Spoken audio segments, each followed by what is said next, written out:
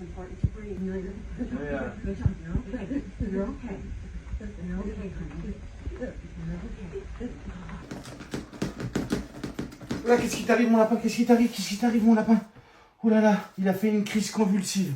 Donc la première chose qu'il faut faire pour éviter cette crise convulsive, c'est de le maintenir. Stop! Ne faites jamais, jamais ça. Il y a des idées reçues par rapport aux crises convulsives. Ne le faites pas. Une crise convulsive est une réaction neurologique. C'est un problème neurologique qui va donner des ordres à nos muscles. C'est pour ça que vous avez cette réaction de convulsion. Si malheureusement vous le retenez, il va forcer encore plus et il va aggraver sa situation.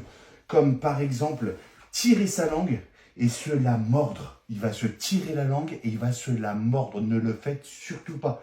Voir si vous voulez mettre vos doigts à l'intérieur de sa bouche pour éviter, parce que tout le monde a entendu, oui, mais il risque de mordre sa langue.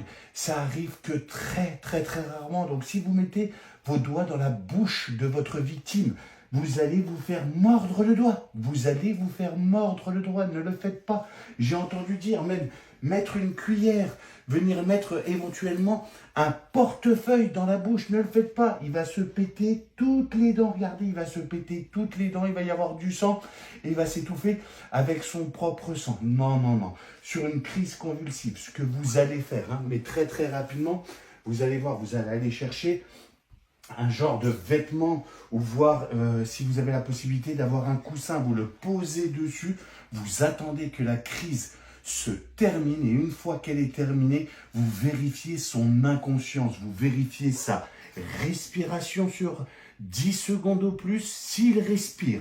Attention, s'il y a une notion de traumatisme crânien, vous alertez le centre 15, vous le laissez à plat dos et c'est le médecin régulateur qui vous dira éventuellement de le mettre en position latérale de sécurité.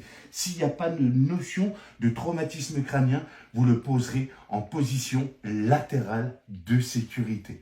Moi, je vous dirai ce qu'il en est